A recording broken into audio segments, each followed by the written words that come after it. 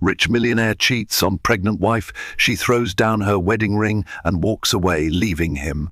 They were the perfect couple in everyone's eyes. James Cartwright, a charismatic millionaire with a rags to riches story, and Elena Perez Cartwright, a dedicated teacher who radiated warmth and kindness.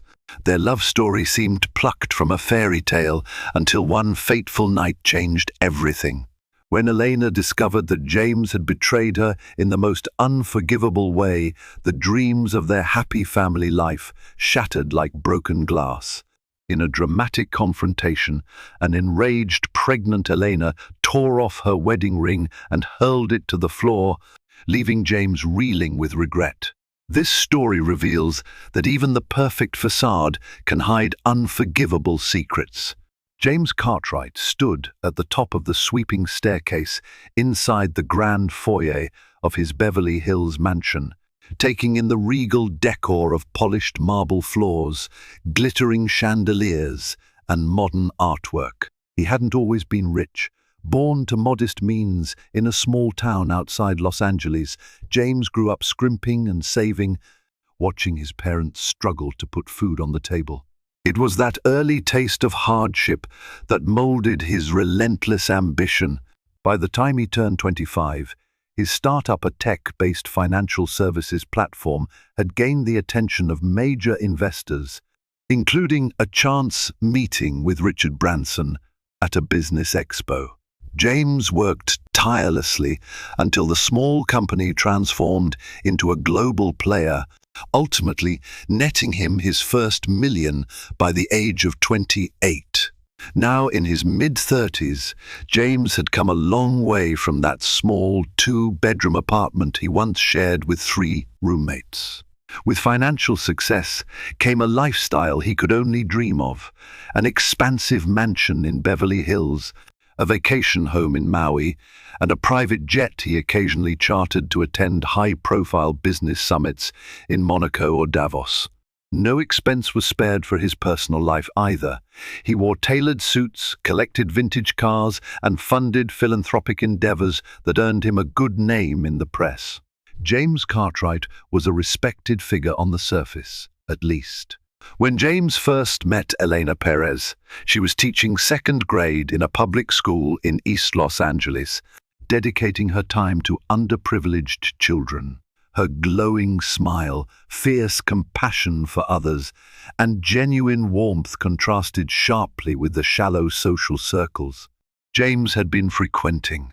Their first date was a simple dinner at a family-owned Mexican restaurant recommended by Elena's older brother, Miguel. It was there that James discovered another side to life, one not fueled by luxury and constant hustle, but by heartfelt laughter and the comfort of authenticity. At that humble eatery, Elena told James about her childhood, how her father, Carlos Perez, had worked 2 jobs to keep the family afloat, and her mother, Sophia, did shifts at a local laundry so Elena could attend a decent school. Elena's mission was to become the teacher she wished she'd had in her early years, a mentor who would guide children beyond just reading and arithmetic and help them learn about life, empathy, and opportunities. James found her passion and altruism irresistible. It wasn't long before he was hopelessly in love. Their courtship was far from perfect, but in the public eye, it was romantic. One night, after an elegant charity ball, James rented out a small local theater to screen a video montage of their journey together, from awkward first date selfies to snapshots of their volunteer trips with Elena's students. There, in front of a small crowd of close friends, James got down on one knee and proposed with a ring that sparkled like the promise of a new dawn. Elena, tears in her eyes, said yes. They were married 9 months later, in a lavish ceremony at a vineyard in Napa Valley. Celebrities, tech moguls, and Elena's large, boisterous family all crowded the scene, toasting to the newlyweds. Even Bill Gates was said to have sent a congratulatory note, having heard of James's philanthropic ventures. For Elena, the wedding day felt like a fairy tale, come true, a testament that love could bridge worlds. Marriage ushered in a new chapter. At first, it was magic. Elena, always the voice of compassion, encouraged James to donate to charities focusing on early education. In turn, James introduced Elena to a world of luxury she had never experienced: private dinners at Michelin-starred restaurants, spa retreats in Switzerland, front row seats at Paris Fashion Week. Yet, no matter how extravagant their escapades, Elena never lost her humility. She spent weekends volunteering at local community centers, reminding James that his wealth could be a powerful tool for social change if he used it wisely. But as the months passed, a new restlessness seeped into James's life. The financial empire he built demanded endless expansion, new deals, bigger ventures, more innovative products. He found himself working nights, traveling across continents without Elena, and returning home to see a wife who appeared more distant each time. He rationalized his detachment. "I'm building our future. She'll understand." Then came the news: Elena was pregnant. She had announced it at a small family brunch, surprising James by handing him a wrapped box containing a baby's onesie with the words "Hello, Daddy" embroidered in gold thread. Tears of joy sprang to his eyes. He embraced her, promising he would be the best father ever. For a while, he seemed to mean it. He reduced some of his travel, accompanied Elena to prenatal appointments, and even started building a nursery in one of the guest suites with hand-painted murals of forests and sky-blue clouds. But the demands of James's company never waned. When he wasn't in the middle of acquisitions or merger discussions, he was filming interviews with CNBC or traveling to high-profile conferences. As Elena's belly grew, so did the chasm between them. She tried to communicate: "James, the first need you here. Your child needs you here." He always nodded, offered quick reassurances, and then defaulted to his hectic schedule. Worse still, Elena noticed a shift in his temperament. His phone, once casually left on tables, was suddenly always clutched in his hand or slipped into his pocket. Late-night texts and hushed phone calls became the norm. He grew secretive. Paranoia or an inkling of something real? Elena wasn't sure, but she couldn't dismiss the suspicion that James was hiding something. It began innocently enough. Elena spotted an unfamiliar name flashing on James's phone in the middle of the night: Alyssa Monroe. She asked who that was, and James claimed it was a new executive assistant handling scheduling. Something in her gut told her there was more to that story than James let on, but she had little concrete evidence to doubt him further, so she let it pass. Weeks went by, and Alyssa's name reappeared seemingly around the clock. Sometimes James stepped out of social gatherings to answer calls. Other times, he claimed it was a minor office emergency. One day, while James was at the office, Elena ventured into his home study to fetch a folder for him. When she opened the drawer, she found an unfamiliar lipstick in a shade of deep red. She glanced at her own reflection in the large mirror across the room, recalling that she wore nude or pink lipsticks. Never such a bold color. It was a piece of evidence she couldn't ignore. Fear and uncertainty gripped her. Was her husband, the father of her unborn child, betraying her with someone else? The question haunted her during her prenatal classes, robbing her of sleep at night. When she finally broached the topic with James, he dodged. "I've been burying myself in work, yes, but it's nothing to worry about. Alyssa just handles scheduling and event coordination. If you found a lipstick, it could be from a colleague who visited me in the office. Please, Elena, you're overthinking." Elena wanted to believe him. She knew stress and anxiety weren't good for the baby. However, the seeds of doubt took root, and each day they sprouted deeper into her consciousness. Elena decided to confide in her closest friend, Brianna Parker, who had known Elena since college. They met at a cozy cafe in West Hollywood. The sun filtered in through the large windows, illuminating Elena's pale face and trembling hands as she stirred her tea. Brianna noticed immediately. "Elena, you look exhausted. How are you holding up?" Brianna asked. Concern etched on her features. Tears welled in Elena's eyes. "I'm worried, Bri. James is acting strange, like he's living a whole other life. I can't shake off the feeling that he's cheating."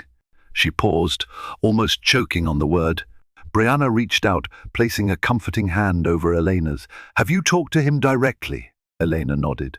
"He says I'm overthinking, that it's just work. I want to believe him, but I can't ignore the signs, the phone calls, the late-night meetings, the lipstick. Sometimes I feel like I'm going crazy. We're about to have a baby." Brianna listened carefully. She had never been one to rush to judgment, but neither would she sugarcoat reality. People say where there's smoke, there's fire. But let's be calm. You know how James can be with his business. He's addicted to it. Maybe that's all it is. If you suspect there's more, you might need to confront it. Don't wait until it's too late. Elena nodded, grateful for Brianna's support. She decided that night she would investigate further before her suspicions eroded what was left of their marriage. She tried not to question James's every move, but her trust was shaken, and she was determined to find out the truth, no matter how painful. A month later, Elena's 8th month of pregnancy loomed. She felt heavier, her ankles swollen, her moods swinging as her body prepared for the biggest change of her life. Still, she pressed on to discover what James might be hiding. Confrontation alone wasn't enough. He always had a response ready. Opportunity arrived when James left for a weekend business trip in San Francisco. He was supposed to attend a private investors' meeting near the Golden Gate Bridge. Elena, haunted by suspicion, felt compelled to follow him, no matter how uncomfortable it might be in her pregnant state. She booked a small suite at a boutique hotel and, with Brianna's help, took a flight the same day James departed. That evening, as she crouched behind a line of manicured hedges at the entrance of the Fairmont San Francisco Hotel, Elena witnessed a sight that shattered her heart. James, dressed in a perfectly tailored suit, stepped out of a limousine hand in hand with a beautiful, blonde woman. They smiled at each other, exchanged whispers, and walked into the lobby with an intimacy far beyond a mere business associate.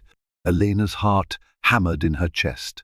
She felt nauseous, partly from the pregnancy, partly from the overwhelming betrayal playing out in front of her. There was no denying it now. James Cartwright, the man she had trusted with her entire future, was indeed having an affair. Desperate for proof, Elena steeled herself. She followed them inside at a distance, where she saw them check into a suite together. That moment confirmed everything. James wasn't simply consumed by his business. He was consumed by his own selfish desire. Back in her room, Elena couldn't stop crying. The pain in her chest was unbearable, radiating through her body. She reached for her phone to call James, her hands trembling, but she realized she couldn't confront him in that moment. Confrontation would lead to questions about her presence in San Francisco. Instead, she decided she needed more than a fleeting glimpse. She needed irrefutable evidence. The next morning, Elena contacted a local private investigator recommended by a friend of Brianna's. At first, she felt uneasy about involving strangers in her personal life, but she recognized that clarity was essential for her child's future. She needed proof, or at least a final confirmation, before making any drastic decisions. A wiry man named Jackson Liu arrived at Elena's hotel room. He listened sympathetically as Elena outlined her suspicions, her lip trembling when she recounted the scene from the night before. "Don't worry," Jackson said softly. "I can get you the evidence you need. I'll follow him, photograph him, document everything. You should stay behind and avoid raising suspicion. Elena nodded, tears still clinging to her lashes. Please, Jackson, I just want the truth.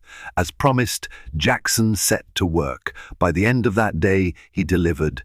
Photos of James and Alyssa Monroe surfaced, them sharing a meal, holding hands in a private booth, entering and exiting the same hotel suite, even James planting a kiss on Alyssa's cheek. The images were painfully indisputable. Elena sobbed as she scrolled through the pictures on Jackson's camera. She wasn't just grieving the death of their love story, she was grieving the future. She envisioned for her unborn child the illusions of a wholesome family that she cherished. The heartbreak was so intense that she felt contractions pulse through her abdomen. A sharp reminder that she couldn't lose control. She had to stay strong for the baby, if nothing else. With the evidence in hand, Elena returned to Los Angeles. She felt numb, driving to the mansion where a swirl of staff buzzed around, polishing floors and dusting chandeliers, oblivious to the chaos in their employer's marriage. Elena locked herself in the master bedroom, burying her face in her pillow to smother the sound of her weeping. The woman James had met in San Francisco was none other than Alyssa Monroe, his so-called executive assistant. James returned to Beverly Hills 2 days later, wearing a carefree grin that disappeared the moment he found Elena waiting in the living room. She looked fragile yet fierce, standing upright, hand resting protectively on her pregnant belly. Spread across the coffee table were the damning photographs. He froze. A wave of guilt washed over his face. "Elena," he murmured, "it's not what it looks like." "Stop," Elena hissed, tears welling in her eyes as she raised a trembling hand. "Don't you dare lie to me again, James." He swallowed hard, scanning the photos. The color drained from his face, confirming that there was no plausible excuse. "I'm sorry. It was a mistake." Elena's voice cracked. "A mistake? That's all you can say? You swore you were traveling for business, and you were, what, hooking up with your assistant?" Her anger rattled the glass vases in the room, nearly reverberating off the walls. Was that the only time? How long has this been going on? James stumbled over his words. "Elena, I never meant to hurt you.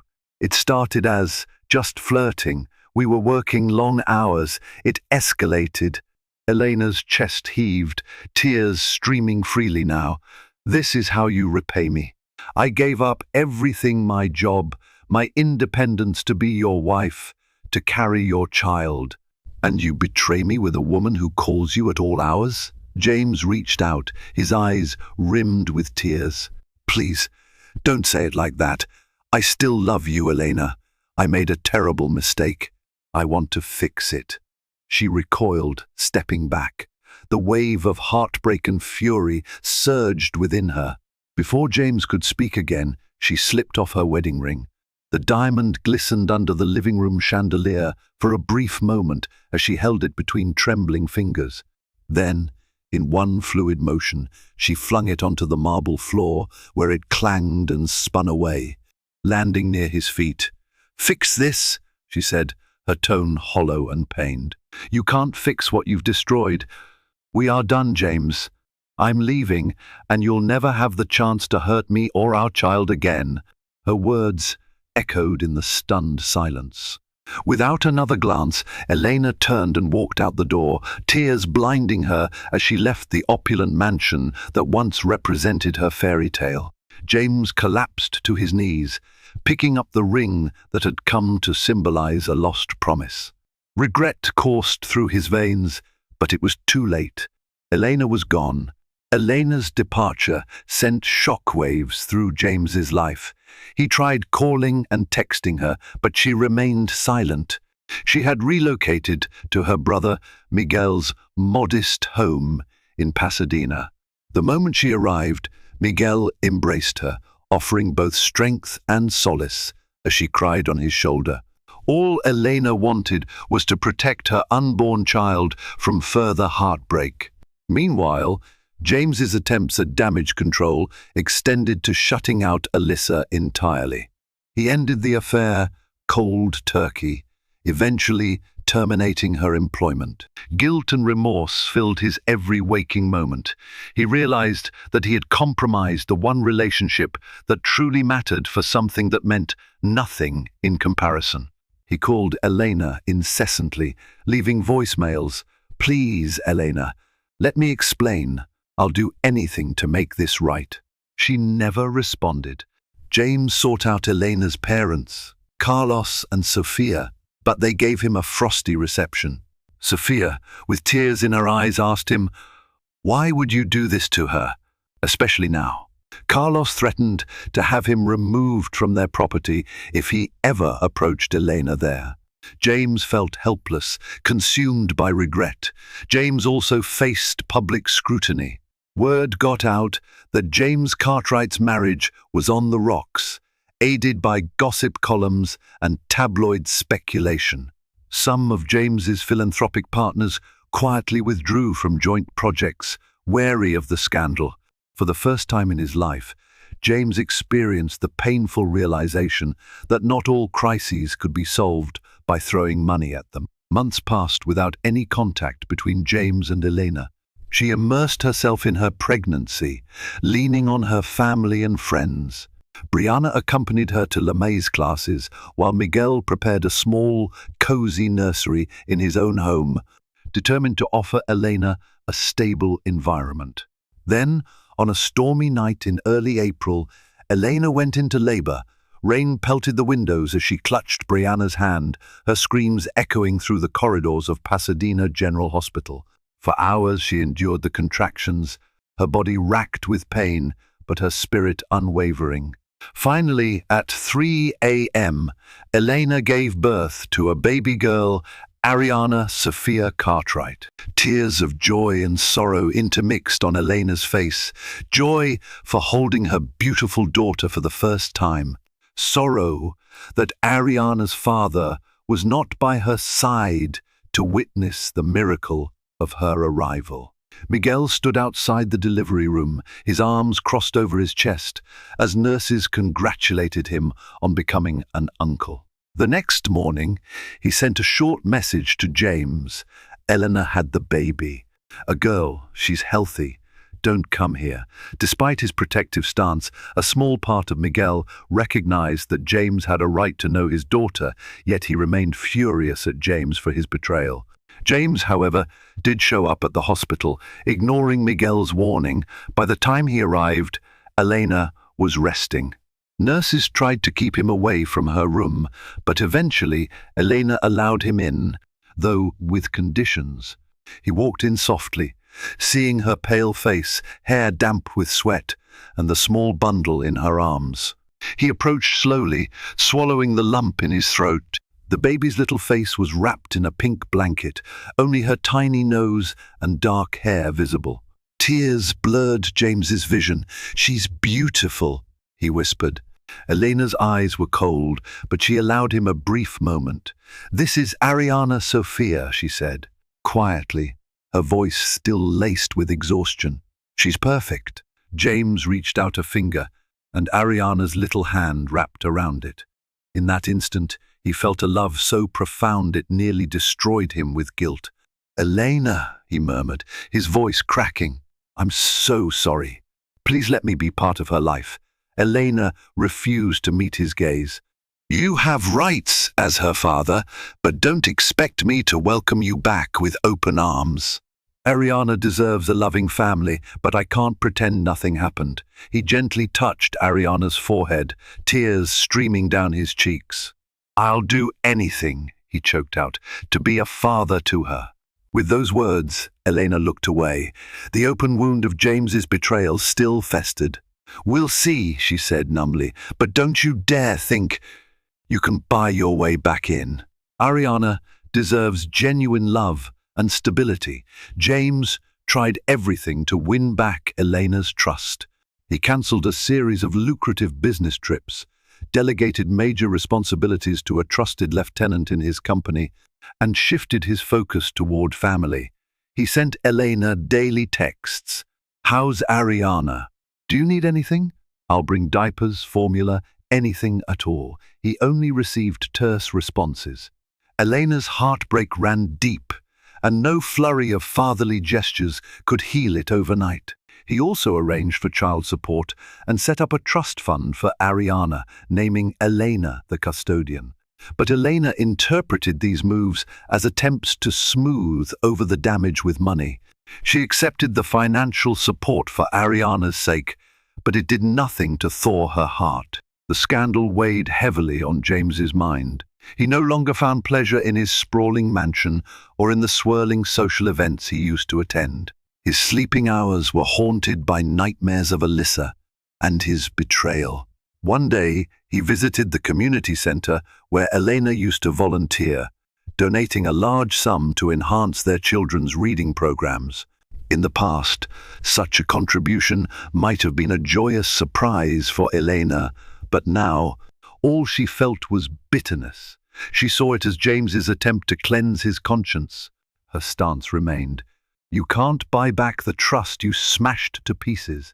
3 months after Ariana's birth, Elena was adjusting to motherhood, albeit exhausted from late-night feedings and the emotional toll of her heartbreak. Brianna, noticing Elena's drained spirit, suggested a short getaway. "You deserve a break, just a few days up the coast. Let your parents watch Ariana for a night, and I'll come with you. We can decompress." Elena agreed.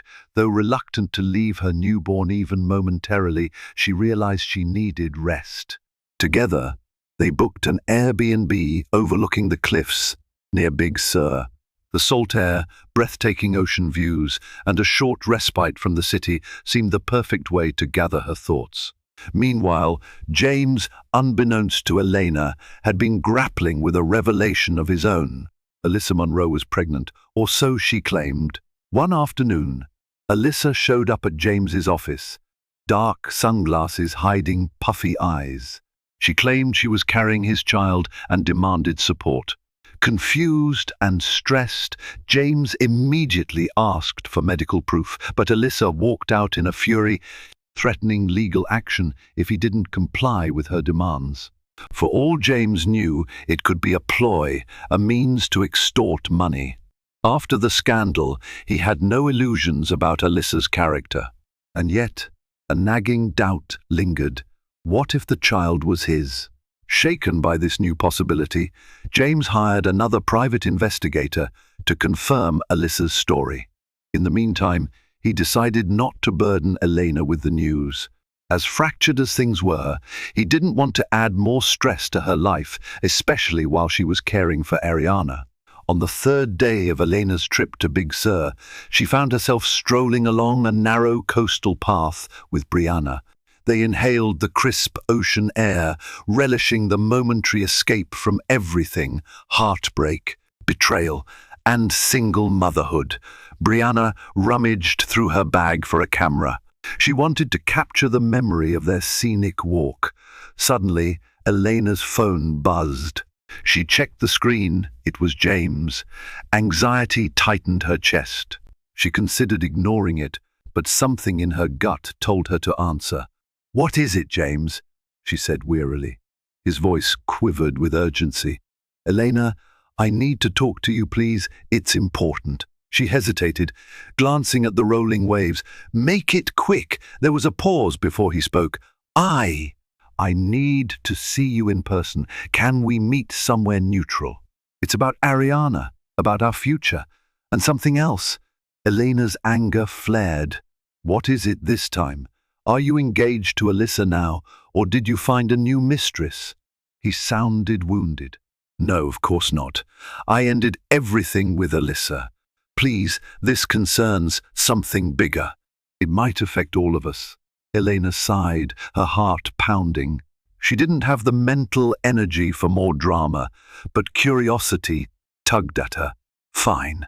Tomorrow, 2 p.m. at that cafe near the wharf. Don't be late." When she hung up, Brianna took her arm gently. "Are you sure you want to face him again?" Elena looked out at the vast ocean. "I'm not sure of anything, but I need closure, or at least to hear him out." At precisely 2 p.m. the following day, Elena arrived at the cafe near the wharf, wearing a loose sundress that fluttered in the cool breeze. She spotted James at a corner table, nursing a cup of coffee. He looked tired, dark circles under his eyes, hair disheveled. It was a far cry from the polished millionaire she had married. She slid into the chair opposite him, arms crossed. "I'm here." "What's so urgent?" James exhaled. "Thank you for coming. Before I tell you, I just want you to know that I regret everything I've done. It's tearing me apart." Elena's cold gaze didn't waver. "Go on." He swallowed. "Alyssa showed up. She claims she's pregnant with my child. I haven't confirmed if it's true. I'm doing a background check and might request a paternity test. I want you to hear this from me, not from some scandalized headline." Her face paled. For a moment, she felt faint, the world spinning around her. "So, you might have fathered another child?" she whispered in disbelief. James slumped in his seat, staring down at his coffee cup. "I'm not certain, Elena. It could be a ploy, but I had to tell you. You and Ariana deserve the truth, no matter how ugly it is." Elena's mind reeled. She realized that the betrayal went beyond just an affair. The possibility of James having another child with his mistress cut her deeply, stirring a nauseating mix of disgust and sorrow. She pressed her hands flat on the table, as if bracing for impact. "I'm glad you told me," she said quietly, "but that doesn't change anything for me. I've already left. Ariana and I have started a new chapter without you. If Alyssa is pregnant, that's your responsibility to handle, not mine." James's voice shook with desperation. "But Ariana, she needs a father." Elena's eyes flashed with anger. "A father, yes, but not a liar. Right now, I don't know if you're capable of the honesty and moral integrity she deserves." He tried to speak, but Elena stood abruptly, her chair scraping the floor. "If this turns out to be true, then I want Ariana as far away from your scandal as possible. She's an innocent child. She shouldn't grow up entangled in your mess." Elena turned to leave, tears stinging her eyes. James reached for her arm, but she wrenched it free.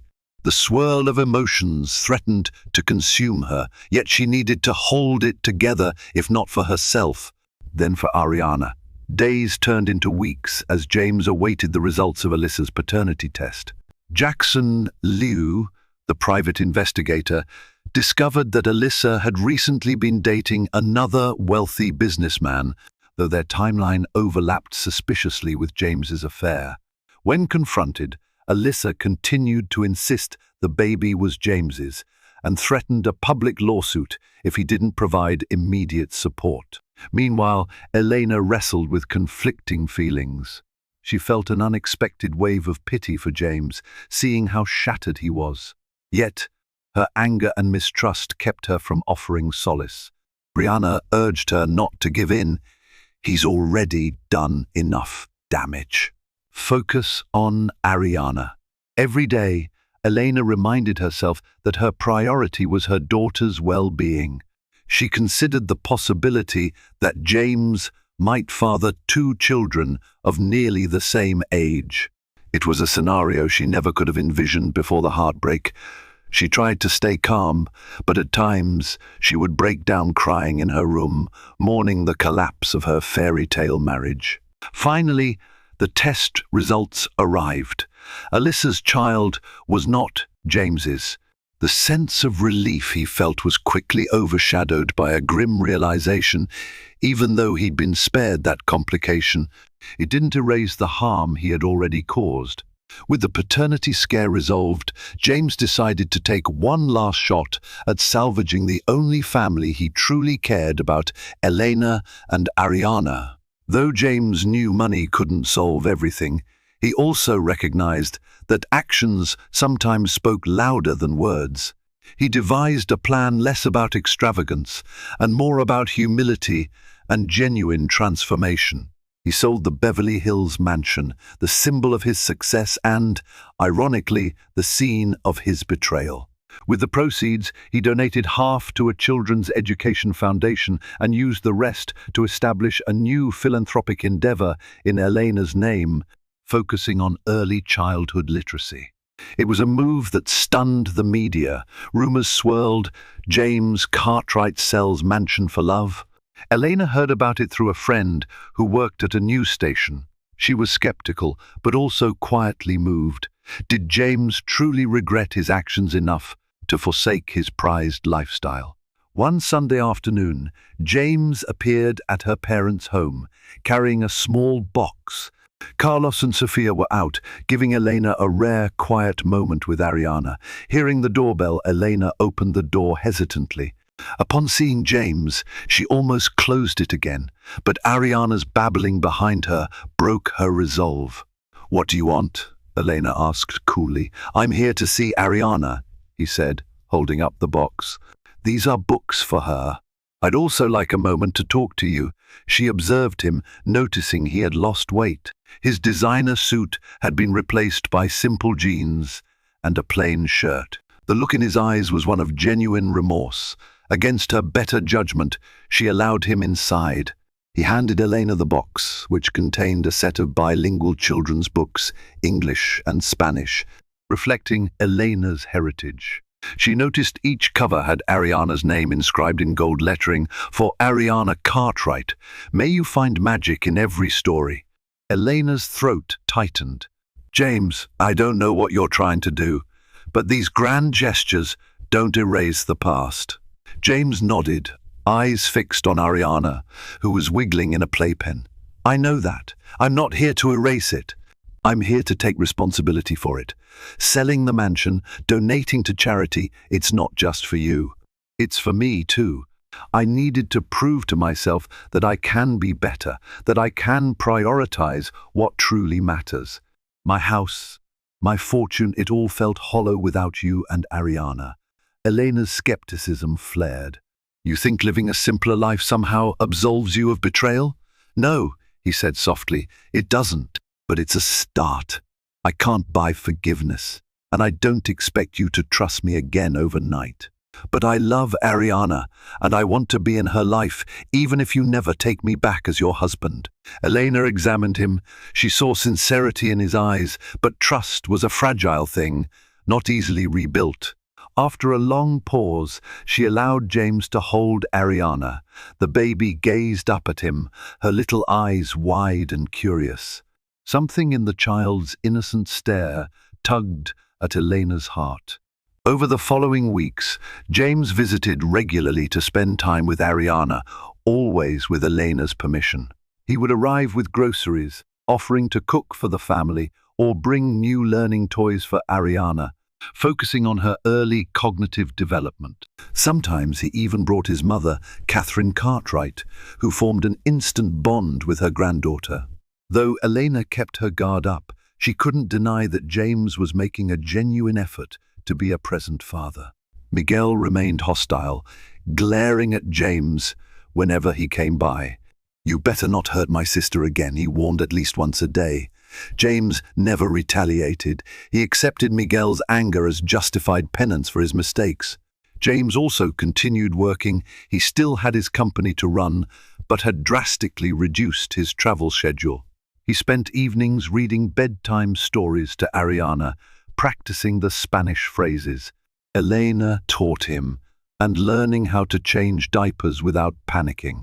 The everyday moments, mundane as they were, brought an unexpected joy to James. He finally understood what life was about: love and family over ambition and greed. Elena witnessed these changes with mixed emotions: hope, fear, longing, and residual heartbreak. She couldn't deny that James was stepping up in ways she'd only dreamed of before. But the sting of betrayal loomed over them like a dark cloud. One night, after dinner with her parents, James lingered behind while Elena put Ariana to sleep. He ventured into the kitchen, drying dishes beside Elena. The air felt charged with unspoken words. Finally, he set down the dish towel. "Elena, I realize I've lost your trust." and I know it might never fully come back, but I'd like to ask if we can see a counselor together. If not for us, then at least to find a healthy co-parenting path for Ariana." Elena turned to face him, arms folded. "I don't know if I'm ready for that, James." "It's still raw," he nodded. "I understand, but if you ever feel ready, I'm willing." She studied his face for a moment, recalling the early days of their marriage, the man who had once made her laugh until her sides ached. A pang of sadness hit her. "Let me think about it," she said, her voice trembling slightly. Weeks later, Elena found herself seated in a plush chair at a family therapist's office, waiting for James to arrive. She had finally agreed to counseling, not as a means to reconcile romantically, but to map out a plan for Ariana's future. If there was any shred of hope for them, they needed professional guidance. James arrived punctually, looking anxious and out of place in the homely setting of the therapist's office. Dr. Angela Romero, a warm, empathetic woman, greeted them both. Over the next hour, they recounted their story, the whirlwind romance, the betrayal, the pregnancy. Elena spoke tearfully about her shattered trust, while James openly admitted the affair, expressing deep remorse. Dr. Romero offered no quick fixes. She explained that rebuilding trust was a slow process requiring transparency, emotional labor, and, most importantly, time. She suggested exercises, journaling daily about their feelings, scheduling safe conversations to air grievances, and most vital, James needed to prove his reliability through consistent actions. For the first few sessions, Elena remained guarded, but gradually she felt herself open up, sharing the pain that had been festering inside. She confessed her fears that James could never truly change, that Ariana would grow up witnessing a dysfunctional dynamic, that Elena would never feel secure in another relationship. James listened earnestly, tears often escaping his eyes. He stopped offering quick apologies and instead tried to validate Elena's feelings. He admitted that his ambition, once a source of pride, had led him down a path of moral compromise.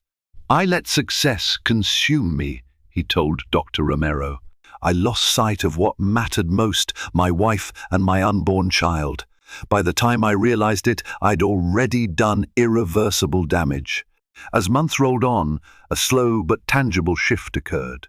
James continued to attend therapy sessions, even on days when Elena felt too drained to face their marital issues. He arranged father-daughter playdates under Elena's watchful eye, showing up consistently with diapers, formula, and a bright smile for Ariana. The child lit up whenever James walked into the room, cooing happily as he cradled her. Elena's heart was torn each time she watched them. She couldn't forget the betrayal, but she also saw how James showered Ariana with genuine love and affection.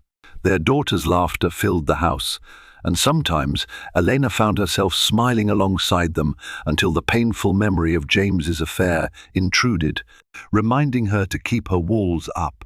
An eventful day came when James proposed that Elena and Ariana move into a smaller, more modest home with him, not as husband and wife, but under a workable co-parenting arrangement.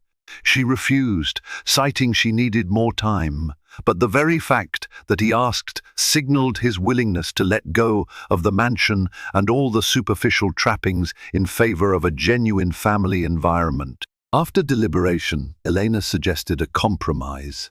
She would bring Ariana to the new house occasionally, letting them spend quality time as father and daughter, while she could observe how James lived and determine if his changes were more than mere gestures. One afternoon, as Elena arrived at the new house, she spotted James on a phone call in the backyard. He sounded agitated, curious. She eavesdropped briefly. "No, Alyssa. I've already told you I'm not responsible. The paternity test was clear. Stop calling." A flash of panic surged in Elena's chest, igniting old wounds. She confronted James as soon as he hung up. "She's still calling you? What does she want now?" James sighed, running a hand through his hair. She's basically extorting me, threatening to release details about our affair to tabloids unless I pay her. I told her I won't give in. Elena's jaw tightened. And you didn't tell me because? I didn't want to open old scars, he admitted. But if we're working toward any sort of reconciliation, I realize I need to be honest about everything. I'm sorry. The sincerity in his voice calmed Elena somewhat. She realized that in the past, James might have lied or concealed the cause. Now he was choosing honesty, even if it was painful. It didn't instantly quell her hurt, but it was a sign of growth. Over the next year, the fragile peace between them slowly solidified. Therapy continued, and Elena moved back into full-time teaching. She started each morning early, dropping Ariana off at her parents' place or with Miguel if James was traveling for the day. As Ariana's first birthday approached, Elena surprised herself by inviting James to help plan a small party.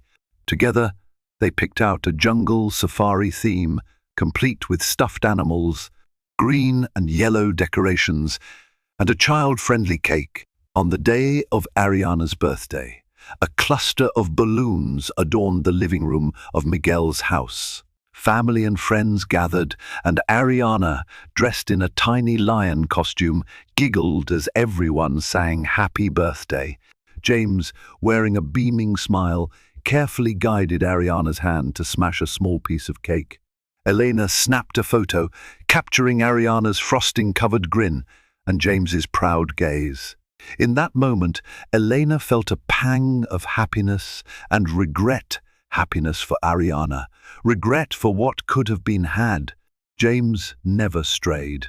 As the party wound down, James approached Elena with a sense of wistful nostalgia. "Thank you for letting me be here," he said, his voice hushed. Elena nodded, her arms crossed defensively. "She's your daughter. You have a right to be here." He studied her face. "What about us? Is there any chance we can find our way back to each other?"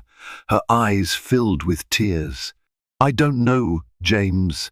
Too much has happened. I'm not saying never, but it's going to take a miracle for me to trust you again." James exhaled, nodding.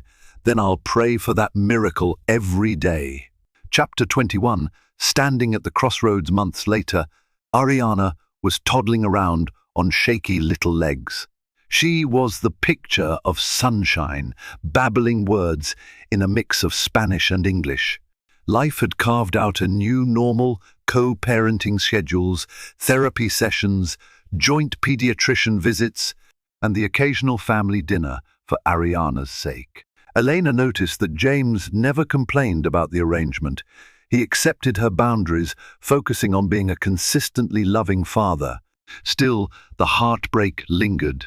Elena, though calmer around James, maintained her emotional distance. She feared letting her guard down, only to be crushed again. But as Ariana's second birthday approached, Elena began to feel stirrings of a different kind of fear.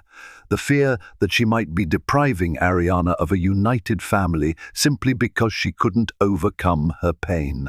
In therapy, Dr. Romero posed a critical question. "Elena, if James continues to show he's changed, and you still love him deep down, would you consider a new beginning? Not picking up where you left off, but forging a fresh relationship built on honesty?" Elena's eyes brimmed with tears. She felt torn, uncertain if she could ever truly open her heart again. The ghost of betrayal haunted her, yet seeing James kneel down to tie Ariana's shoelaces or feed her little spoonfuls of mashed peas tugged at her heartstrings in ways she couldn't ignore. On a cool autumn evening, Elena found herself alone, sitting on a bench at the local park where Ariana often played. The gentle rustle of leaves reminded her of the passing seasons, the changes in her life. She thought of her earlier dreams, marriage, motherhood, a happy home. Reality had shattered those dreams, but maybe something new could grow from the rubble. She took out her phone and scrolled through photos of Ariana, with James, her father's playful grin, mirrored on Ariana's tiny face. Tears pricked at Elena's eyes as she realized how desperately she wished she could heal enough to give her daughter a loving, united family. But a war raged inside her. The memory of James's betrayal locked horns with her hope for the future. In a moment of vulnerability, she called James. He answered on the second ring, surprise evident in his voice. "Elena, is everything okay?" "I'm at the park," she said. "Can you come here? I'd like to talk." He arrived 30 minutes later, panting as though he had run part of the way. They sat on the bench, the lamppost behind them casting a warm glow on their tired faces. For a while, neither spoke. Finally, Elena took a breath. "I've been thinking. About us, about Ariana. I see how hard you've worked to make things right. You've been a good father to her. And you've tried to be honest with me."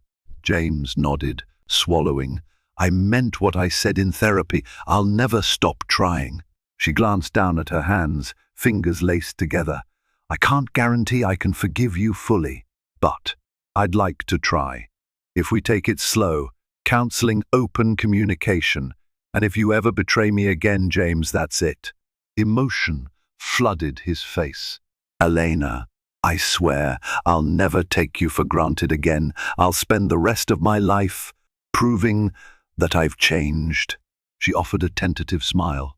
In her eyes, a spark of hope flickered, tempered by caution. The road ahead would be long and riddled with challenges, but for the first time in a long time, they weren't standing on opposite sides. They were, at least, standing together. They began the process of rebuilding. Counseling sessions now included discussions about potential reconciliation. Elena set boundaries, separate rooms if they traveled together, no assumptions about intimacy, and complete transparency regarding James's interactions, especially at work. James complied without complaint. He even switched departments in his own company, handing over day-to-day responsibilities to a new CEO, so he could focus on philanthropic work, particularly the Children's Literacy Initiative created in Elena's name. They started spending more time as a trio, taking Ariana to the beach or the zoo, forging memories that Elena hoped would overshadow the bitter recollections of betrayal. A pivotal moment came when Elena decided to move back in with James into the modest home he had purchased after selling the mansion. Though she insisted on having her own room for the time being, living under the same roof was a major step. It gave them daily proximity, allowing James to help with Ariana's bedtime routine and for the three of them to share family dinners. Through therapy, late-night talks, and painful honesty, they painstakingly laid a foundation for a brand new relationship. After nearly 2 years of this steady effort, James surprised Elena with a small ceremony in the backyard. He gathered close family and friends, along with Dr. Romero and Brianna, who had become integral supporters. In front of them all, James knelt with tears in his eyes. He presented Elena with a ring, not the old one, which symbolized betrayal, but a simpler band that symbolized renewal. "Elena," he said, voice quavering, "we've been through hell and back. I know I can never undo the pain I caused, but I'm asking if you'll start fresh with me as my partner, my equal, and the mother of our child. Will you renew our vows in a way that honors the family we've become?" Tears streaked Elena's face. For a fleeting moment, she recalled throwing down her original wedding ring on the mansion's marble floor. It had marked a chapter of agony. But this new ring, simpler yet heartfelt, represented a second chance, earned through hardships and genuine remorse. She nodded, too choked up to speak, and James slipped it onto her finger. Their friends and family erupted into applause, tears, and an undercurrent of hope. Elena and James renewed their vows on a serene afternoon under a blooming oak tree in their backyard. Ariana, now almost 3 years old, scattered flower petals around the makeshift altar, giggling gleefully. Elena wore a simple white dress, her face radiant yet pensive, aware that this wasn't a fairy tale wedding but a testament to resilience and forgiveness. Their vows reflected the reality of their journey. "I promise to remain honest, even when it hurts," James said softly. "I promise to prioritize you and our family over ambition or fear," Elena responded. They acknowledged that betrayal leaves scars that time alone can't heal. It takes concerted effort, empathy, and faith in the other person's ability to change. After the ceremony, they shared a modest reception. No tabloids, no celebrity guests, only those who had truly cared for them. As the sun dipped below the horizon, James and Elena danced slowly, holding each other close. A fragile peace filled the air. They both knew that trust would always need tending, but it no longer felt impossible. Their path wasn't guaranteed free of future storms, but they faced it together wiser, humbled, and committed to placing love above all else. Elena still remembered that day. She threw her wedding ring onto the marble floor, a moment seared into her memory as a symbol of heartbreak and defiance. Yet here she was, forging a new story with the same man who'd once shattered her heart. Life had taught her that love is neither simple nor straightforward, but at its best, it's capable of growth and renewal when both parties strive earnestly to nurture it. James, for his part, lived daily with gratitude and remorse, using his mistakes as a reminder of what he stood to lose if he ever faltered again. The ring on Eleanor's finger was no longer just a piece of jewelry, it was a beacon of their second chance, a pledge that love could resurrect from ashes if tended with honesty and humility.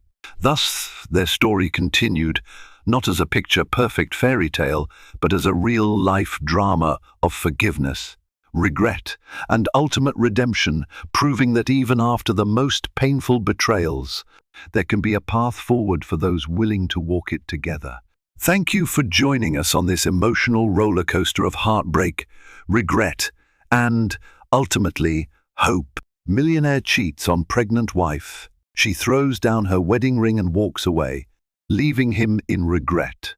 Reminds us that trust can be broken in an instant, but rebuilding it requires a lifetime of work. Elena and James's journey from betrayal to redemption shows that true love is not about perfection, but about humility, forgiveness, and relentless effort to grow and change.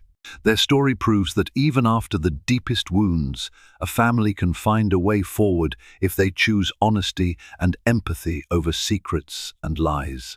If this dramatic tale moved you or stirred your thoughts, please help this channel grow. Like this video, share it with friends and family who love a gripping drama, and don't forget to subscribe for more stories that delve into the complexities of love, life, and second chances. Your support means the world to us. Have you ever been pushed so far you became unrecognizable? Hilary was 5 months pregnant when her husband's mistress Isabel cornered her in a crowded cafe. In front of everyone, Isabel didn't just expose the affair. She ridiculed Hilary's pregnancy, calling her child a ball and chain. Caden, her beloved husband, stood by and did nothing. For months, Hilary swallowed the humiliation, playing the part of the forgiving wife. Everyone whispered about her weakness, her foolishness. But they didn't know her silence was not forgiveness. It was the calm before a storm she was planning to unleash on their wedding day. The scent of roasted coffee beans and buttery croissants usually comforted Hilary. But on that Tuesday morning it felt cloying, almost suffocating. At 5 months pregnant, her senses were a chaotic symphony, and the chic little cafe, the Daily Grind, a favorite spot for her and Caden, suddenly felt like a cage. She stirred her decaf latte, the tiny clink of the spoon against ceramic unnaturally loud in her ears. Caden was late. He'd been late a lot recently, his excuses ranging from late-night meetings to early morning conference calls with international clients. Hilary, trusting and deeply in love, had accepted them all. She traced the rim of her cup, her gaze falling on her swollen belly. A soft, protective smile touched her lips. This baby, their baby, was a tiny anchor in the increasingly turbulent sea of her life. They'd been so thrilled, Caden especially. He'd wept when she showed him the positive test, lifting her off her feet and spinning her around their sun-drenched living room. A family Hilary, he'd whispered against her hair. We're finally going to be a real family. That memory was her shield against the creeping anxieties. The bell above the cafe door chimed, and Hilary looked up, expecting to see Caden's familiar, handsome face. Instead, a woman stood, silhouetted against the bright morning light. She was tall and slender, dressed in a sharp crimson pantsuit that seemed to command the attention of the entire room. Her platinum blonde hair was cut in a severe, stylish bob, and her crimson lips were curved into a smirk. Hilary had never seen her before yet. There was a chilling familiarity in her confident stride as she walked directly to her table. Hilary, the woman, said, her voice smooth as silk, but laced with venom. It wasn't a question. Hilary's hand instinctively went to her belly. I'm sorry. Do I know you? The woman laughed, a short, sharp sound devoid of humor. She pulled out a chair and sat down uninvited. No, but you know my boyfriend, Caden. The name hung in the air, thick and heavy. Hilary's world tilted. The background chatter of the cafe, the clatter of dishes, the hiss of the espresso machine. It all faded into a dull roar. I think you're mistaken, Hilary stammered, her heart beginning to pound a frantic, painful rhythm against her ribs. Caden is my husband. Husband, boyfriend. Semantics, the woman purred, waving a dismissive hand. The point is, he's with me. I'm Isabel. She leaned forward, her blue eyes cold as ice chips raking over Hilary from head to toe. Her gaze lingered with theatrical disgust on Hilary's pregnant stomach. And you, my dear, are the obstacle. Hilary felt the blood drain from her face. This couldn't be happening. Not here, not now. She looked around, her eyes pleading for an escape, but the other patrons were now openly staring, their curiosity piqued by the unfolding drama. Caden and I have been together for over a year, Isabel continued, her voice rising just enough to carry. He was going to leave you. He was just waiting for the right time. But then you had to go and get yourself knocked up. She gestured at Hilary's belly with a flick of her wrist, a desperate, last-ditch effort to trap him. So pathetic. Tears welled in Hilary's eyes, hot and shameful. She wanted to scream, to deny it, to throw her lukewarm latte in this woman's smug face. But she was paralyzed, a trapped animal in the headlights of an oncoming train. He doesn't love you. Isabel's voice was a cruel whisper now. He loves me. He loves my ambition, my body, my life. He's bored of you, the quiet little homemaker. And this, she pointed again at Hilary's stomach, this is just a ball and chain, a burden he never wanted. Each word was a physical blow, knocking the air from her lungs. She looked toward the door, a desperate prayer on her lips. Caden, please come now. Tell her she's lying. As if summoned by her desperate wish, the bell chimed again. It was Caden. His face, usually a source of such comfort, was pale and etched with panic as he took in the scene. His eyes met Hilary's for a fleeting second, before flicking to Isabel. Isabel, what are you doing here? He hissed, rushing to the table. Isabel's smirk widened. Just introducing myself to your wife. She said the word wife as if it were a disease. We were just talking about the baby. Caden's face, a mask of controlled fury, turned to Hilary. She looked at him, her eyes begging for him to deny it, to defend her, to make this nightmare stop. But he said nothing. He just stood there, trapped between his two worlds. His silence, the most damning confession of all. It was in that silence that something inside Hilary broke. The part of her that had loved Caden unconditionally, the part that had believed in their forever, shattered into a million tiny, irreparable pieces. "You see," Isabel said, standing up. She smoothed down her already perfect suit. Her voice was now loud, triumphant, for the benefit of the entire cafe. "He doesn't want you. He doesn't want your baby. Why don't you just do everyone a favor and disappear?" With a final contemptuous look at Hilary, Isabel turned and walked away, her heels clicking a victorious rhythm on the polished floor. The cafe was silent. Every eye was on Hilary, her face streaked with tears, her body trembling. Caden finally moved, reaching for her hand. "Hilary, I can explain." She snatched her hand away, as if his touch were fire. She looked at his face, at the man she thought she knew, and saw a stranger. The humiliation was a physical weight pressing down on her, crushing her. She wanted to scream, to rage, to fall apart. But then a strange, cold calm washed over her. It was an instinct she didn't know she possessed. An icy resolve that froze her tears and straightened her spine. She would not give them the satisfaction of a public breakdown. She would not be the hysterical, pregnant wife.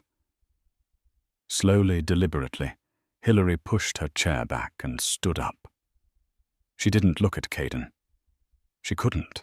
She walked out of their cafe, her head held high, each step an act of defiance. She could feel the stares of everyone inside, could feel Caden's desperate gaze on her back. She walked for blocks, not knowing or caring where she was going. The city noise was a blur, the faces of passers-by meaningless. The only thing that was real was the cold, hard knot in her chest and the tiny life inside her. The humiliation had been public, the betrayal devastating. But her revenge, she decided in that moment, would be silent. It would be patient. It would be a masterpiece of her own making. Caden and Isabel wanted her to disappear. Oh, she would. The Hilary they knew, the quiet, forgiving wife, had died in that cafe.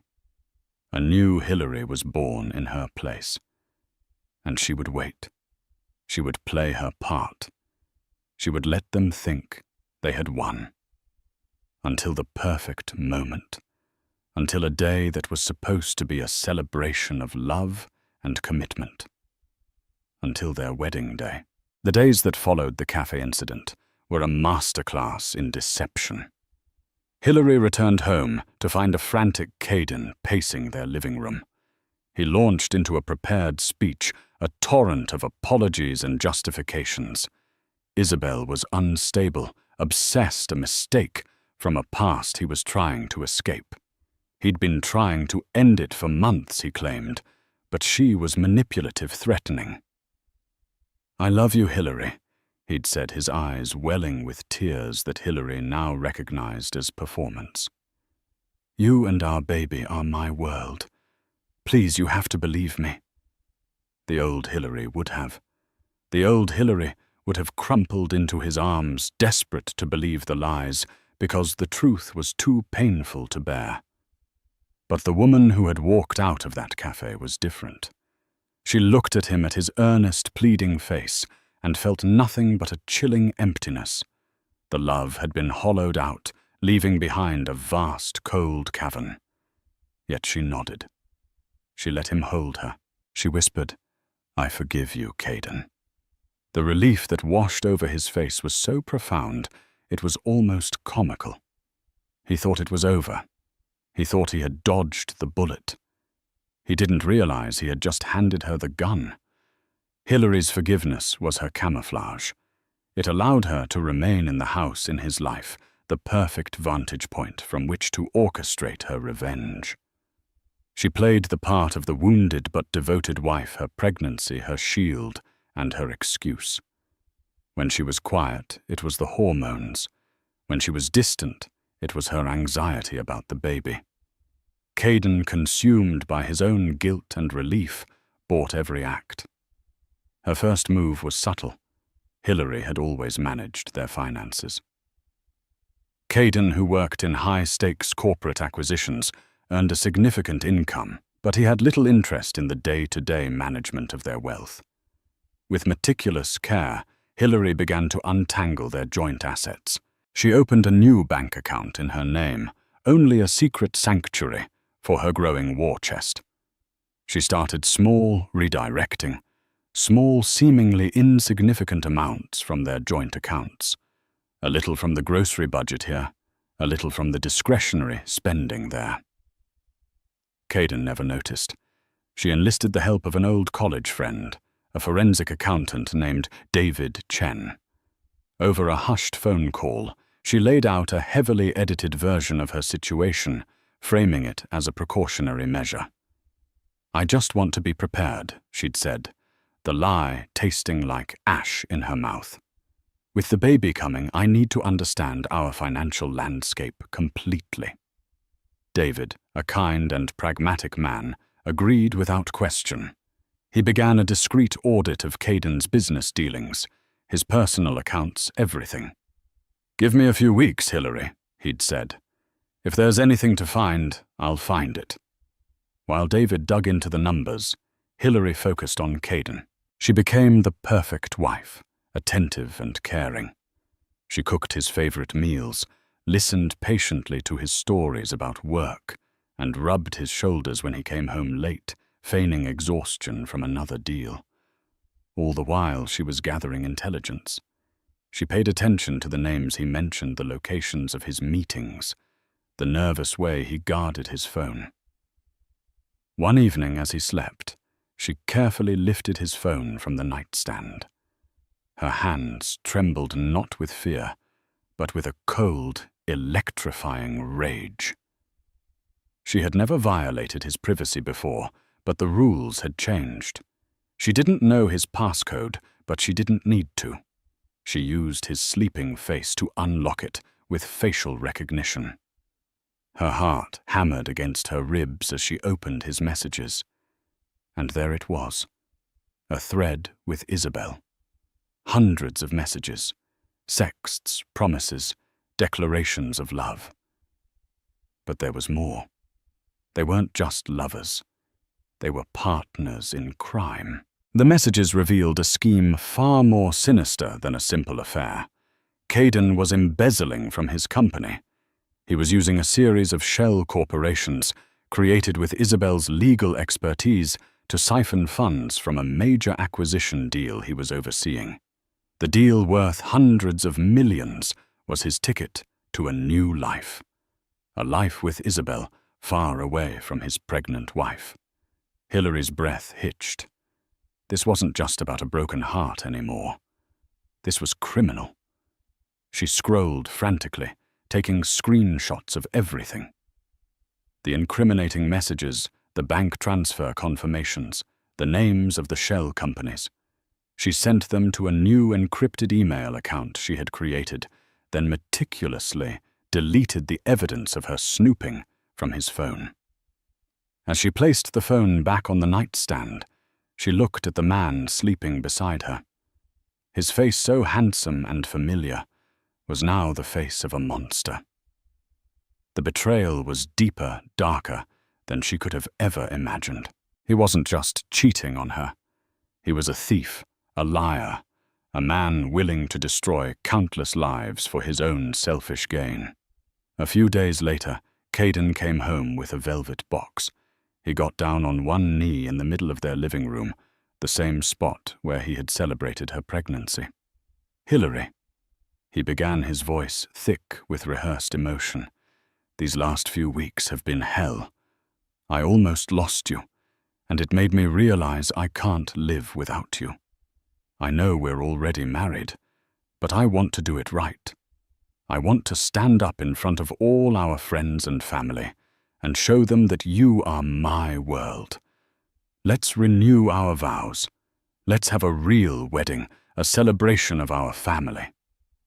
Inside the box was a stunning diamond ring, larger and more extravagant than her original engagement ring.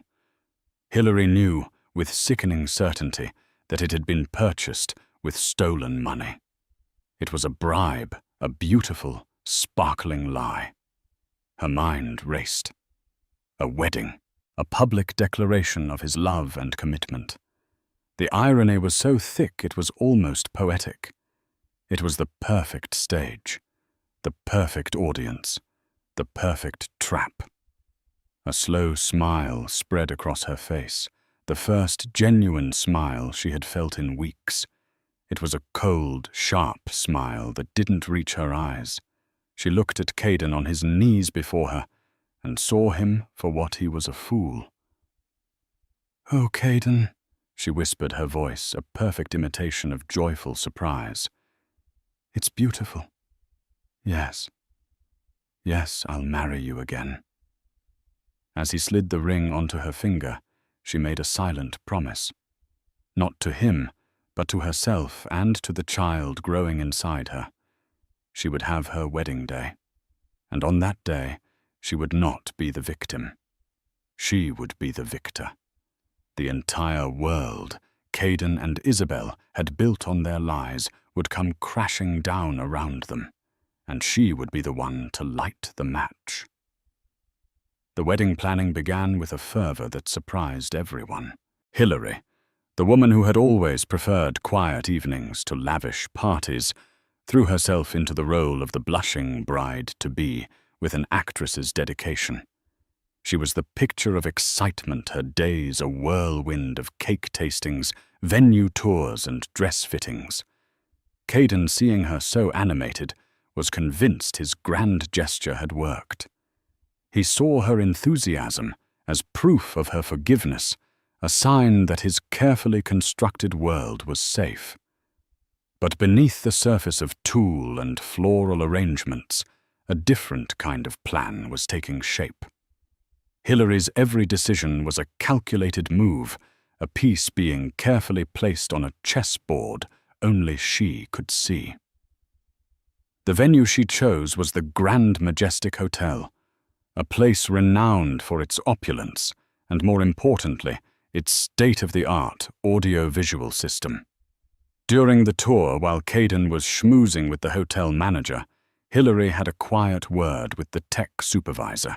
She feigned a charming ignorance, asking about slideshows and video presentations. A surprise for Caden, she'd confided with a wink. A little trip down memory lane. The supervisor, a helpful young man named Ben, was more than happy to show her the ropes, explaining how to connect a personal device to the main ballroom's massive projector screens.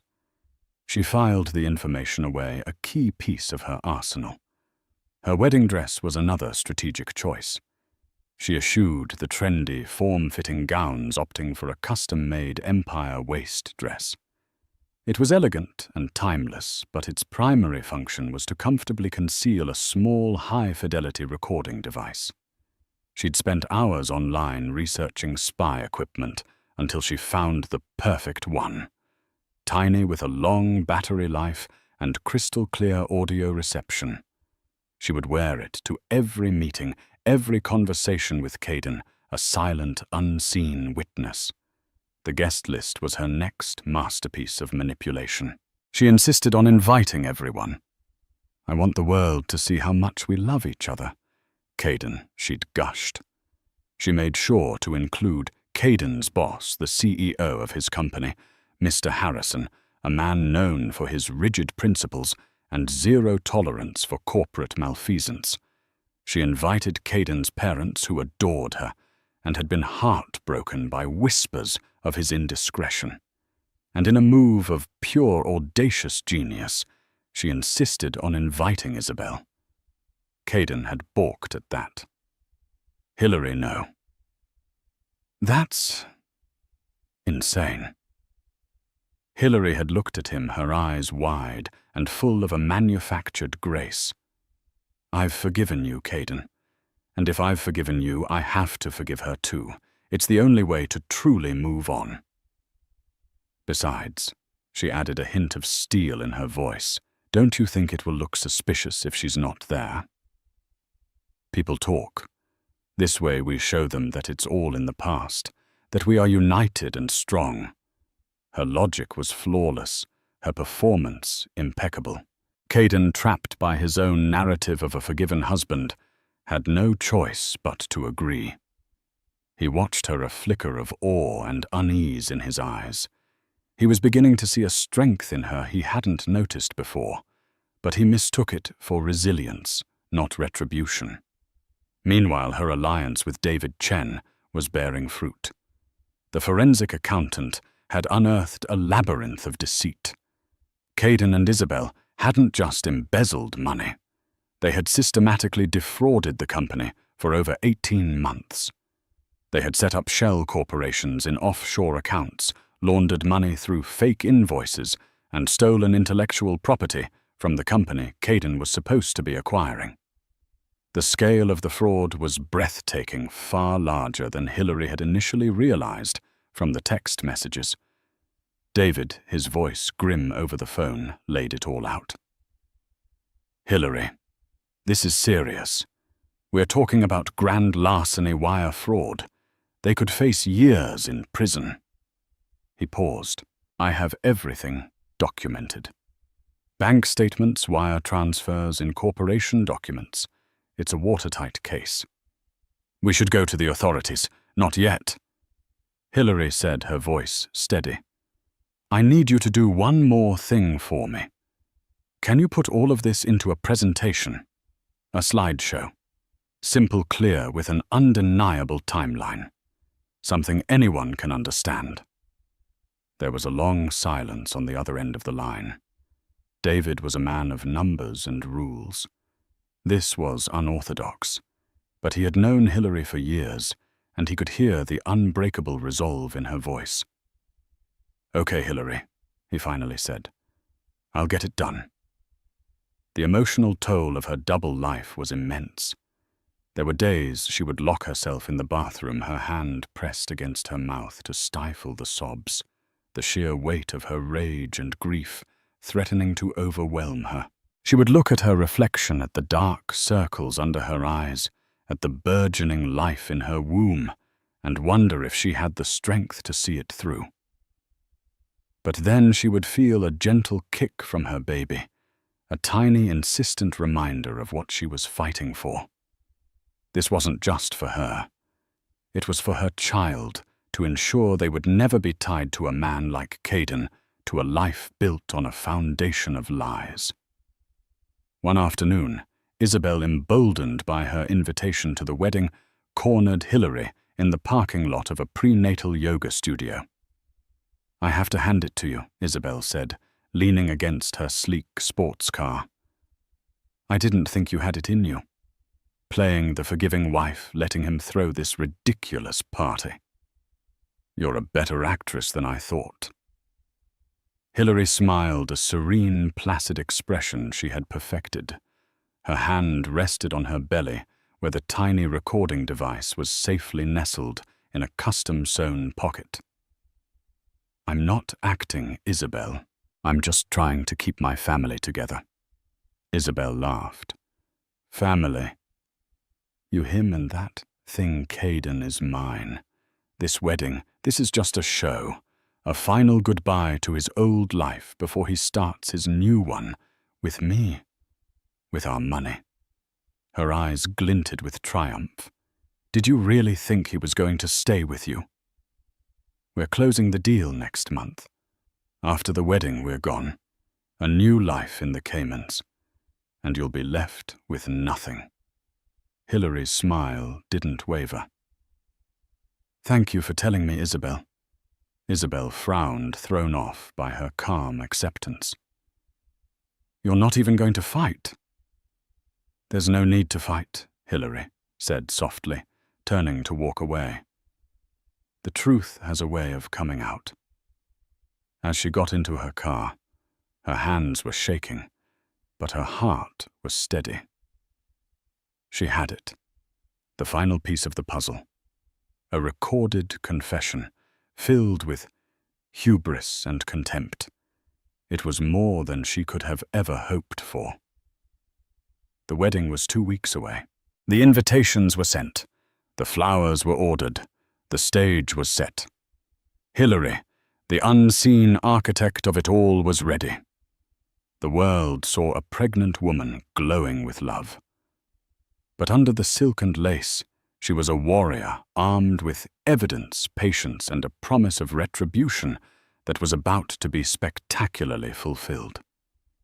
The week before the wedding was a blur of final preparations, each moment thick with a palpable humming tension. To the outside world, it was the joyful chaos preceding a grand celebration. For Hilary, it was the final nerve-wracking countdown to a detonation she herself had engineered. Her composure was a thin sheet of ice over a raging sea, and she feared that at any moment it might crack. Caden was at his most charming, the doting fiancé. He was attentive, almost smothering his every gesture, a performance for their friends and family. He seemed to have fully convinced himself of his own fiction, that this wedding was a new beginning, a testament to his love and Hilary's boundless capacity for forgiveness. He was so caught up in the romance of it all that he failed to see the chilling emptiness in his bride's eyes. 2 days before the wedding, Hilary's parents arrived. Her mother, Carol, a woman with sharp intuition, pulled her aside in the kitchen. "Are you truly happy, sweetheart?" she asked, her hand gently touching Hilary's cheek. "You seem distant." Hilary forced a bright smile. "I'm just tired, Mum, and overwhelmed. Planning a wedding while pregnant is a lot." She felt a pang of guilt for deceiving her own mother, but her resolve held firm. The truth, when it came, had to come all at once, a cleansing fire. A partial reveal would only lead to attempts at reconciliation, to pleas for her to reconsider. She couldn't risk that. The cancer of Caden's deceit had to be cut out completely. The day of the rehearsal dinner was the true test of her nerve. It was held in a private room at an upscale restaurant, the very picture of sophisticated celebration. Caden's parents were there beaming with pride.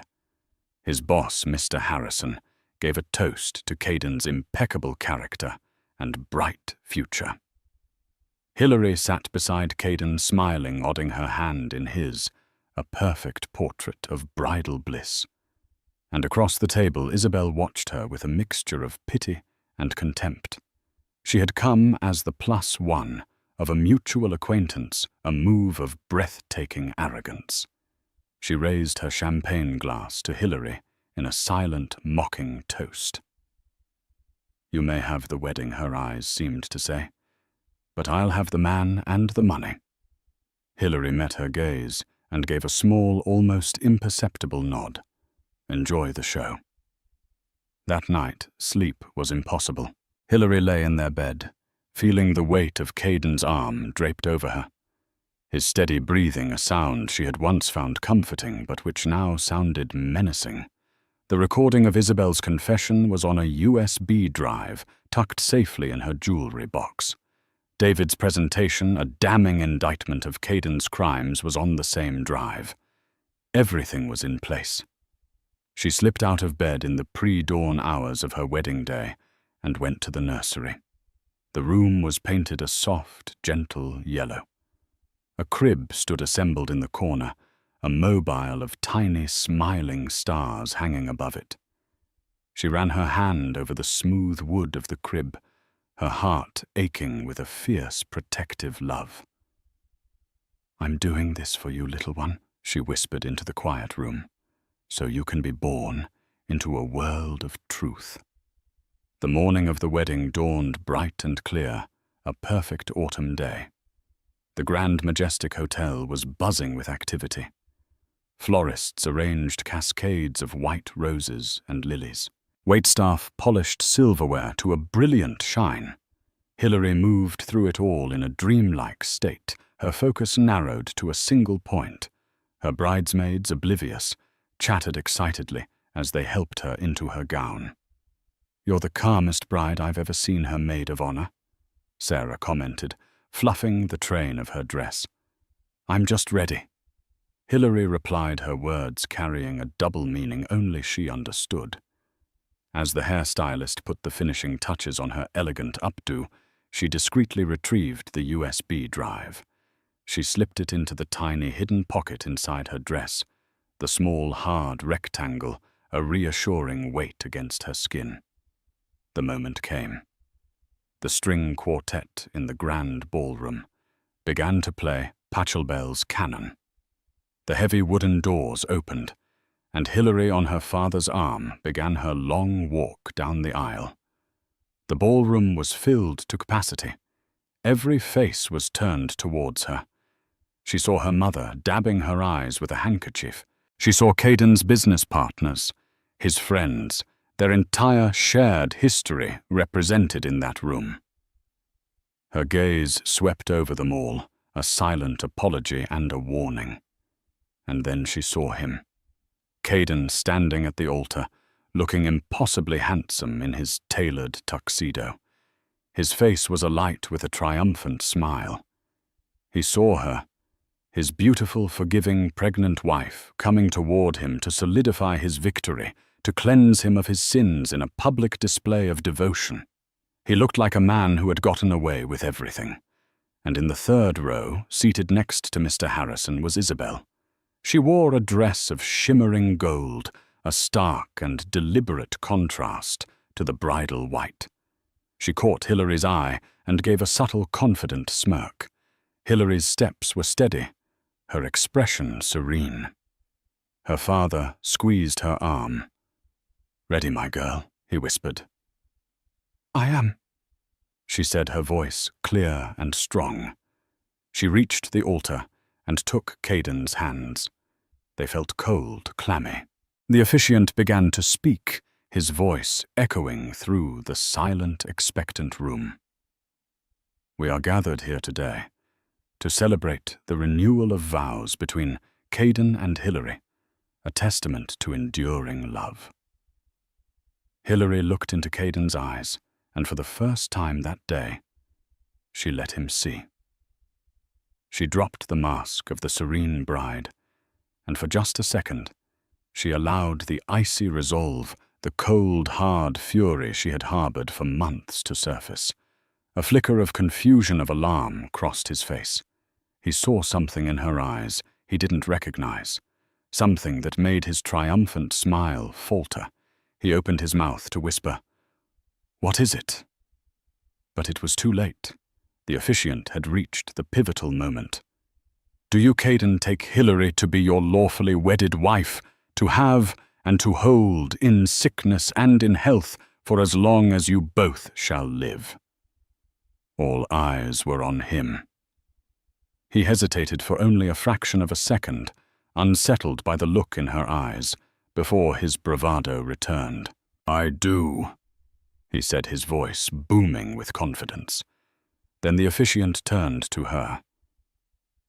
"And do you, Hilary?" Hilary held up a hand, a small, simple gesture that brought the entire ceremony to a halt. A collective gasp rippled through the room. Before I answer, she said, her voice resonating with a calm authority that captivated every person in the room. "There's something I'd like to share with you all. A little trip down memory lane, as a tribute to my loving husband." She turned to face the stunned guests, her gaze sweeping over them until it landed on Ben, the tech supervisor who stood near the back of the room. She gave him a small, prearranged nod. Caden's face was a canvas of confusion and dawning horror. Hilary, what are you doing? He hissed, his grip on her hand tightening.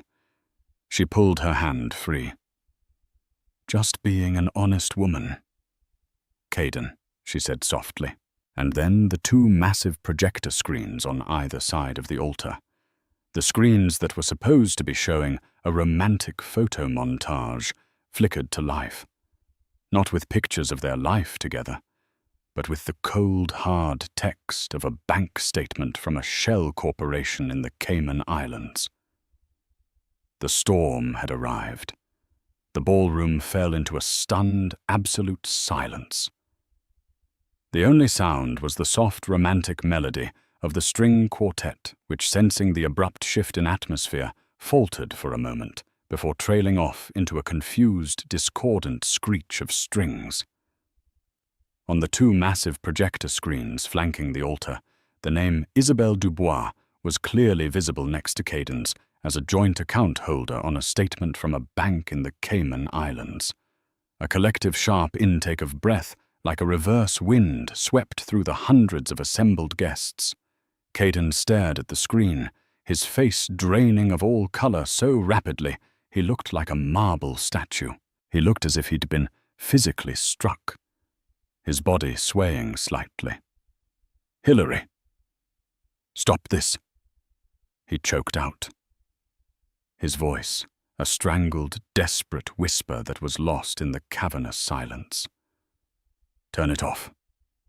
Now." Hilary didn't even grant him a glance. She turned from the altar and took a small wireless microphone from the officiant's lectern, her movements unnervingly calm and deliberate. As I said, she addressed the captivated audience, her amplified voice resonating with a chilling clarity through the grand hall, a tribute to my husband, a man of many talents and many partners. Her gaze flickered for a second to Isabel, who sat frozen in the third row, her face a mask of horror. Then Hilary's eyes found Mr. Harrison. Caden's boss, a man of immense power and influence, was staring at the screen with a dawning, dangerous comprehension. The benevolent paternal smile he'd worn moments before had vanished, replaced by the cold, calculating look of a predator who has just realized a fox is in his henhouse. Hilary clicked a small remote she held in her hand. The screen changed. It now showed an image of a text message conversation, the one she had photographed from Caden's phone months ago, blown up to an undeniable size. "Isabel, did you transfer the final amount? The Harrison deal closes next week. We need to be ready to fly. Caden, done. Another $250K is in the account. He suspects nothing. He's too busy praising my impeccable character." A low, guttural sound escaped Mr. Harrison's throat. A wave of murmurs rippled through the crowd as they read and reread the damning words. Friends who had clapped Caden on the back just an hour before now stared at him with contempt. "Hilary, please," Caden begged, finally finding his voice and taking a clumsy step toward her. His carefully constructed composure had completely shattered. "Don't do this. We can talk about this. Later. In private." In private, Hilary's laugh was short and devoid of humor. "You mean like the way you and Isabel have been privately embezzling from your own company for the last 18 months? She turned back to the audience. "Please, what, Caden? Please don't show our friends and family the man you really are, the man who stood by and watched as his mistress called his unborn child a ball and chain." A horrified gasp came from the front row where Caden's mother sat, her hand flying to her mouth. Hilary clicked the remote again. The slideshow David had so expertly prepared began to play. It was a masterpiece of cold, hard facts, a systematic demolition of a man's life. It showed the labyrinthine web of shell corporations the meticulously falsified invoices, the wire transfers to offshore accounts. It detailed the intellectual property they had stolen. Each slide was another nail being hammered into Caden's professional and personal coffin. The guests were no longer just watching a drama. They were witnesses to the presentation of a federal case. Whispers turned into shocked exclamations. Caden's father, a man respected in the community, had buried his face in his hands, his shoulders shaking with shame. Then came the centerpiece of her presentation. Hillary's voice filled the room, but this time it was from a recording. It was the conversation she'd had with Isabel in the parking lot. Her voice calm and measured, a stark contrast to Isabel's smug, contemptuous tone, which now echoed through the silent hall. "Caden is mine. This wedding, this is just a show. After the wedding, we're gone. A new life in the Caymans. And you'll be left with nothing. If the slideshow was a series of body blows, the audio was a dagger to the heart. Every eye in the room swiveled from the screens to the woman in the shimmering gold dress. Isabel looked like a trapped animal, her face pale and streaked with mascara. She half rose from her seat, a primal urge to flee taking over. But Mr. Harrison, sitting beside her, put a firm hand on her arm, his grip like iron. He wasn't letting her go anywhere. The recording ended. Silence descended once more, thick, pregnant, and suffocating. Hillary finally turned to face Caden fully. He was trembling violently, his handsome face contorted into an ugly grimace of terror and pure, undiluted rage. You planned this," he stammered, spitting the words. "You're insane." "No, Caden," she said, her voice dropping to an intimate conversational level that was somehow more terrifying than a shout. "I'm not insane. I'm just thorough. You asked me to take you in sickness and in health. You just forgot to mention fraud and theft." She took a step closer, her eyes locking with his. "You thought I was weak. You thought I was a fool who would cry in a corner. You and she underestimated me. You saw a quiet wife, not a woman who would burn your entire world to the ground to protect her child from the poison of your legacy." She looked out at the sea of shocked faces. "I'm sorry to have ruined this celebration," she said, her voice ringing with a strange sincerity. "But this was never a celebration of love. It was the scene of a crime. And these," she gestured to the damning evidence still glowing on the screens, "are the receipts." She let the microphone drop from her hand. It hit the floor with a loud, percussive thud that echoed the final definitive end of her marriage and his life as he knew it. Chaos erupted. Mr. Harrison was on his feet, his phone already to his ear, his voice sharp and commanding, as he barked orders to what was undoubtedly his legal team and security. Caden's mother let out a grief-stricken wail. But Hillary's focus was singular.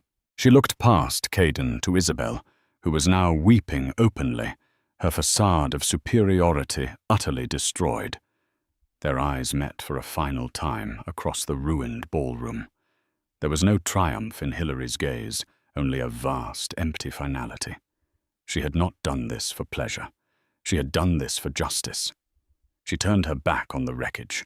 She didn't want to see his downfall, his arrest, the fallout of his greed. She had exposed the truth. The consequences were for others to deliver. Her father was by her side instantly, his arm wrapping around her shoulders, a solid, grounding presence. "I'm so proud of you," he whispered, his voice thick with emotion. Together they walked back down the aisle, away from the altar, away from the gasps and the shouting. They walked past the stunned guests who parted for them like the Red Sea. Hillary didn't look at any of them.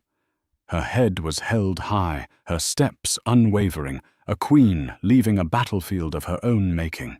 As she reached the heavy doors of the ballroom, she took one last look back. She saw Caden on his knees, his head in his hands, a pathetic broken figure in the center of the ruins of his own making, a king with a shattered crown. Hilary felt nothing. Not hatred, not pity, not even satisfaction. Just release. The cold knot of rage and grief that she had carried for months finally blessedly dissolved. She was free. And as she stepped out of the ballroom and into the bright, clear light of day, she placed a hand on her belly and felt a gentle, reassuring kick. Her new life, a life built on truth and strength, had just begun. The immediate aftermath of the wedding was a media deluge of biblical proportions. The story was simply too sensational to ignore the beautiful, pregnant, scorned wife who single-handedly exposed a multi-million-dollar corporate fraud scheme at the altar. It was the lead story on every news channel, the banner headline on every website. News vans like vultures camped outside the Grand Majestic Hotel for days. Bloggers and armchair psychologists dissected every available detail, painting Hilary in broad, dramatic strokes. She was either a cold, calculating mastermind, a modern-day Medea, or a feminist icon, a symbol of righteous fury. She ignored it all, a feat made possible by the protective wall her parents immediately erected around her. While the world feasted on the drama, Hilary retreated into a quiet cocoon. Her parents whisked her away to their peaceful suburban home, a sanctuary buffered from the relentless noise. Her father fielded calls from reporters with a curt, "No comment," while her mother brewed herbal tea and ensured she rested. One evening, a news report flashed on the television.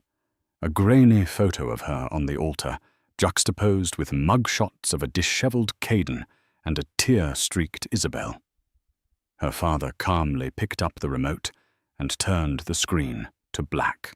"We're not watching that filth," he said, his voice gentle but firm. "The past is the past. We only look forward now." Mr. Harrison, true to his formidable character, had acted with the swift and ruthless efficiency of a predator. Caden and Isabel were arrested before they could even process the full scope of their public ruin. Their bail was denied. The evidence Hilary had provided was so comprehensive, so irrefutably damning, that the district attorney's office fast-tracked the case. They faced a litany of federal charges, their fantasy of a new life in the Caymans, replaced with the stark, terrifying prospect of a long, bleak future in separate federal prisons. Hilary's only official involvement was giving a single detailed statement to a pair of stone-faced FBI agents in her parents' dining room. She laid out the facts calmly and objectively, her voice never wavering, and handed over the USB drive that had detonated her old life. And then she was done. She refused to speak to the press, declined lucrative offers for tell-all interviews and book deals, and let the legal system run its methodical course. Her war was over. Her part was played. Now it was time to build the peace. The months that followed were quiet, gentle, and profoundly restorative. She finalized her divorce from Caden, the proceedings laughably simple, given the circumstances. He didn't contest a thing. He had nothing left to fight with. She officially reclaimed her maiden name, an act that felt like shedding a heavy, soiled coat. The money she had secretly siphoned away, which she had thought of as her war chest, she now saw as a nest egg. It wasn't a fortune, but it was enough. It was a start. Most importantly, it was hers untainted by his crimes. The rest of their joint assets were frozen and eventually seized as part of the criminal investigation earmarked for restitution to the company Caden had defrauded. Hillary wanted none of it. It was blood money, and she was washing her hands clean. 4 months after the wedding that wasn't on a crisp winter morning, Hillary gave birth to a healthy, beautiful baby girl. She named her Hope. Holding her daughter for the first time, a tiny, warm bundle against her chest, Hillary felt a profound sense of peace she hadn't known was possible. All the anger, the pain, the bitterness she had harbored for months, it all melted away in the face of this tiny, perfect miracle. Hope was her future, her real new beginning. With her daughter in her arms, she found the courage to move forward. She bought a small, charming house with a garden in a quiet town a few hours away from the city, a place where no one knew her story, where she was just Hillary Hope's mom. She painted the nursery in shades of sunshine and lavender, and started a small business from her sun-drenched living room, using her sharp organizational skills to become a virtual assistant for other small business owners. It was a simple life, a peaceful life, a life built on her own terms, financed by her own hard work.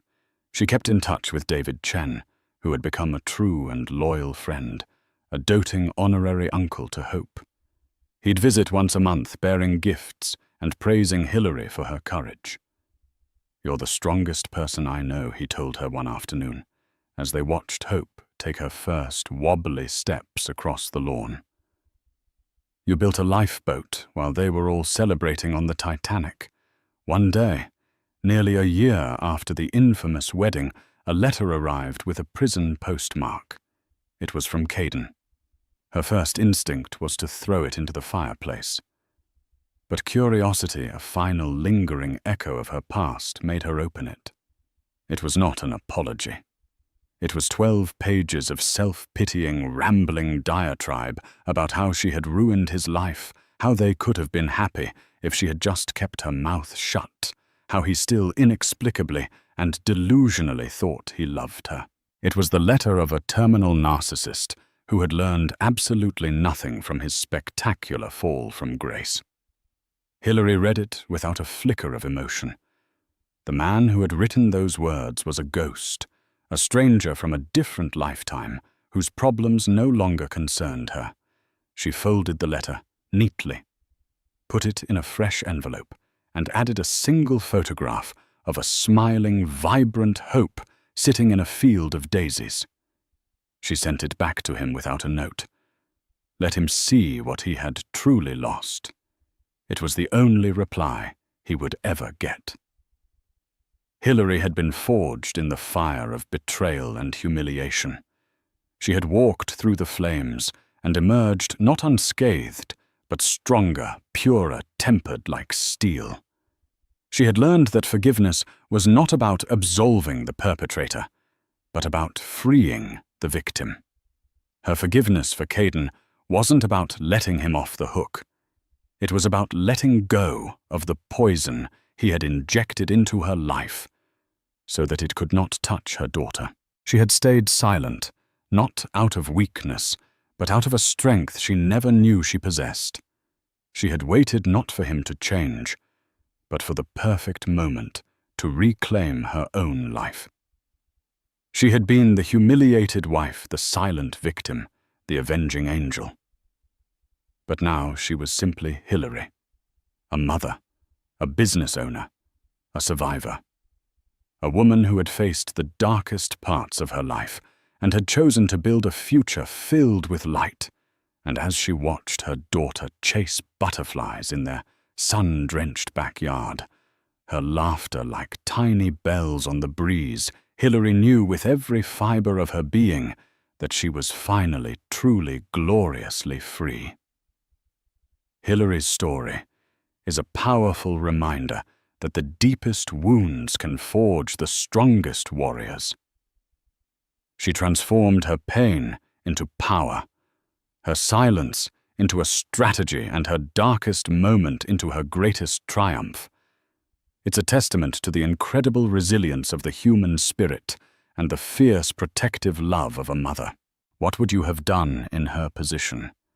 Could you have maintained that level of control and patience for the ultimate payback? If her incredible journey from humiliation to victory moved you, please give this video a thumbs up to show your support. Don't forget to share it with someone who needs a reminder of their own strength. And of course, subscribe to the channel and hit the notification bell so you don't miss our next story of real-life drama and ultimate justice. Thank you for listening.